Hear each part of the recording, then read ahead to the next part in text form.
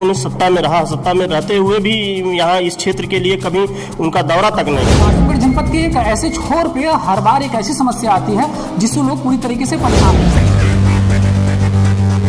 वगैरह लगा करके उसको रोकने का पूरा प्रयास किया जा रहा है। कोई प्राइमरी पाठशाला न था, न कोई प्राइवेट स्कूल था। इस तरीके की जिन लोगों ने बातें करते हैं उनकी खुद की नाकामी रही है।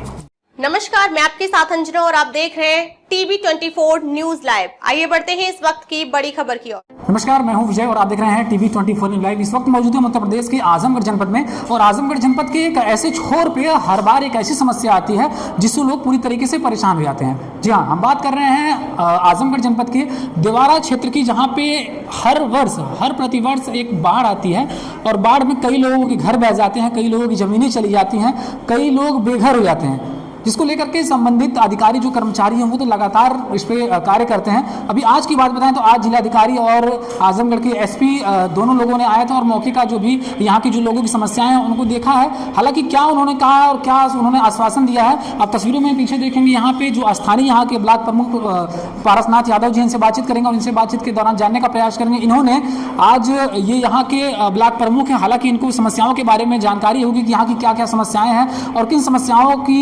अवगत कराना जिलाधिकारी जी को जरूरी था। तो हालांकि इनसे बातचीत करेंगे और जानने का प्रयास करेंगे इन्होंने किन किन समस्याओं को लेकर के जिलाधिकारी को अवगत कराया है और उन्होंने क्या आश्वासन दिया। तो चलिए चलते हैं, डायरेक्टली इन्हीं से बातचीत करते हैं और जानने का प्रयास करते हैं कि इन्होंने क्या क्या चीज़ों को अवगत कराया है। सर, सबसे पहले आज आपके यहाँ जिलाधिकारी जी आए थे, किन किन समस्याओं को लेकर के आपने अवगत कराया है और क्या क्या उन्होंने आपको आश्वासन दिया है। देखिए, ये बाढ़ का समय है।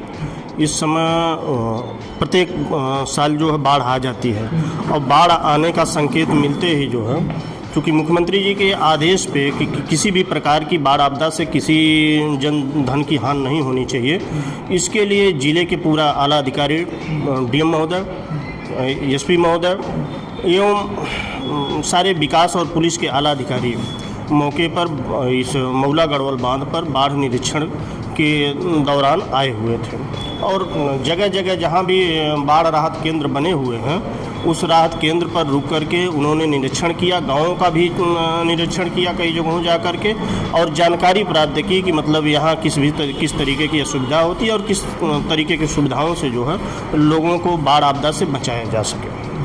इसके लिए पूरी तैयारी सरकार के द्वारा किया जा रहा है, जिसको डीएम साहब ने मौके पर आकर औचक निरीक्षण करते हुए और सारी व्यवस्थाओं के लिए अधिकारियों को लगाने का काम किया।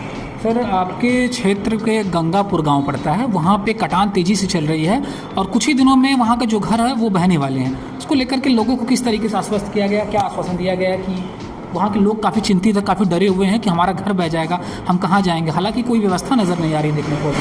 देखिए, उसके लिए तो सबसे पहले मैं वहाँ खुद जब कटान का हो रही थी उस समय जब मुझे जानकारी प्राप्त हुई तो मैंने खुद वहाँ मौके तक गया और सारे लोग वहाँ पहुँचे, अधिकारी भी कई विभाग के पहुँचे। हम लोग वहाँ पर मतलब अधिकारियों को बात करके वो एक्शन से ले करके एसडीएम और डीएम सारे लोगों से बातचीत हुई। बातचीत के दौरान लोगों ने आश्वासन दिया कि इस पर जो है रोका जाएगा, क्योंकि ज़मीन थोड़ा सा कच्ची है। कटान और बाढ़ के समय में संसाधन वहाँ तक पहुँचा पाना थोड़ा कठिन काम है, लेकिन इसके बाद भी जो है महाराजगंज विकास खंड से उसमें लेबर वगैरह लगा करके उसको रोकने का पूरा प्रयास किया जा रहा है और अधिकारियों को इस बात को संज्ञान में दे दिया गया है और इससे बड़ा भी जो भी संभव हो पाएगा उसके लिए किया जाएगा। यहाँ के लोगों की सबसे बड़ी समस्या ये है कि यहाँ पे शिक्षा का बहुत बड़ा अभाव है। 10-10 किलोमीटर 12-12 किलोमीटर लोग बच्चे पढ़ने जाते हैं, पैदल जाते हैं बहुत सारे बच्चे। उसके लिए आपने क्या उनको अवगत कराया?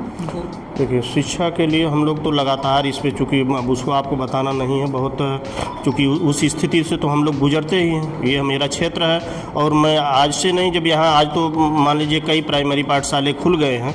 हम लोग यहाँ कोई प्राइमरी पाठशाला न था, न कोई प्राइवेट स्कूल था। उस समय से देखते हैं यहाँ की स्थिति किस तरीके से रही, लेकिन इस पर हम लोगों ने पूरा सरकार से कई बार अपील किया, प्रार्थना पत्र भी दिया। अभी जल्द ही आपको बता दें कि यहाँ 2 प्रस्ताव देवारा जदीद और नवराट देवारा जदीद की फर्स्ट से मुख्यमंत्री आवासीय विद्यालय के लिए दिया गया है और संभवतः आप सबका प्रयास रहा तो नवबरार देवारा जदीद किताब फर्स्ट में बहुत जल्द ही मुख्यमंत्री आवासीय विद्यालय का निर्माण और के लिए मुख्यमंत्री जी द्वारा आदेश हो जाएगा। सर, जैसा कि देखा जाता है कि जो ग्रामीण हैं यहाँ के स्थानीय लोग, जो पीड़ित जो गुजर रहे हैं इन समस्याओं से, उन लोगों का साफ तौर से यही कहना रहता है कि जब भी सांसद आते हैं, विधायक आते हैं, तो वो लोग अपनी जब समस्याओं को रखते हैं तो उनके द्वारा ये कहा जाता है कि हम पूरी प्रयास कर रहे हैं लेकिन सरकार नाकाम रह रही है क्योंकि हमारी सत्ता नहीं है। आप सत्ता में, सर, क्या लग रहा है कि ये इस तरीके की जिन लोगों ने बातें करते हैं उनकी खुद की नाकामी रही है और इसके पहले उन लोगों ने सत्ता में रहते हुए भी यहाँ इस क्षेत्र के लिए कभी उनका दौरा तक नहीं हुआ। ये तो जब से जनता का आशीर्वाद मुझे प्राप्त हुआ और मैं यहाँ से ब्लॉक प्रमुख हुआ तब से जिले के सारे नेताओं का आना जाना यहाँ तक लगा और लोगों का मतलब इस क्षेत्र के बारे में उन लोगों ने समझा कि ये क्षेत्र भी है कोई जिले से जुड़ा हुआ, यहाँ भी लोग निवास करते हैं। इसके पहले किसी की कोई चिंता नहीं थी और ये जो भाजपा की सरकार है, माननीय योगी नाथ जी की जो सरकार है, ये सरकार मतलब समाज के सबसे निचले पायदान पर जीवन जीने वाले व्यक्ति और समाज के मतलब सबसे जहाँ पिछड़ा हुआ क्षेत्र है वहाँ दृष्टि दे करके उन्होंने जितनी भी सुविधाएं हो सके, वो चाहे राशन से लेकर के शिक्षा, स्वास्थ्य, सारी सुविधाओं को जो ये योगी सरकार उतारने का काम कर रही है, शायद इस तरीके का कोई सरकार आज तक काम नहीं किया। सर, जो लोग डरे हुए हैं, जो भयभीत हुए हैं, उनके लिए क्या कहना चाहेंगे? ज़मीनें चली जा रही हैं किस विषय पर? जैसे जो देवारा के क्षेत्र हैं जहाँ पे कटान तेजी से हो रही है, लोगों के घर चले जा रहे हैं, ज़मीन चले, वो लोग डरे हुए हैं, क्या उन लोगों से कहना चाहेंगे? नहीं, वो एक अब आपदा है क्योंकि उसके लिए हम लोग ऐसे सरकार से गुहार लगा सकते हैं और सरकार भी मुस्तैदी से उस पर मतलब उसके अपने उस प्रशासनिक व्यवस्था के अनुसार जो है उनको जिस भी तरीके की सुविधाएं मुहैया करानी होगी वो सरकार उसके जिम्मेदार है और मुस्तैदी के तरीके से हर जिलों में और यहाँ भी वो काम कराए जा रहे हैं। उसके लिए सरकार कतई पीछे नहीं हटने। ये समस्या सर प्रतिवर्ष आती है, क्या इसका कोई परमानेंट सोल्यूशन नहीं है? इसका कुछ देखिए, ये प्राकृतिक आपदा है क्योंकि इसका परमानेंट सोल्यूशन आप कहाँ ले सकते हैं, जहाँ नहीं है वहाँ भी अचानक आपदाएं चल जाती हैं। लेकिन ये है कि सरकार का प्रयास है कि जो ये आपदा है जो बड़ी भयावह तरीके से आती है उसे कम करने की कोशिश रहती है और कम धीरे धीरे आप देख सकते हैं कि इसके पहले किस तरीके की आपदा आती है, अब जो मतलब बंधा रोड और सारी चीज़ें बना करके इसको रोकने का प्रयास किया जा रहा है वो किया जा रहा। हम लोगों ने, मैंने अपने खुद लेटर पैड पर माननीय मंत्री सिंचाई विभाग और मुख्यमंत्री जी को लिखा है इसको जो महुला गढ़वाल बांध से एक और तटबंध लगा करके हट करके जो घाघरा नदी के किनारे बनाया जाए, जिससे यहाँ के मतलब हजारों एकड़ कृषि योग्य भूमि और यहाँ का जनजीवन सुरक्षित हो सके और बाढ़ का जो पानी जनजीवन को प्रभावित करता है वो एक मतलब समुचित दायरे में होकर के बहने का। आपके बगल में एक रैन बसेरा बना हुआ जो कि आपके क्षेत्र में ही है, लोग आस लगाए बैठते हैं कि अगर कहीं भी अगर बाढ़ के कटान का अगर ज़्यादा दिक्कत आएगा, घर बह जाएगा तो लोग आके यहीं पर रहेंगे, लेकिन वो आधा अधूरा पड़ा हुआ है। सर, आखिर क्या प्रकरण इसका, क्यों अधूरा पड़ा हुआ है? देखिए, वो मान लीजिए ये समाज है, इसमें तमाम तरीके के लोग रहने वाले होते हैं। जनहित का भी कोई भी काम विकास कार्य के लिए आप करने जाएंगे तो उसमें कहीं ना कहीं किसी प्रकार का अड़ंगा आता है।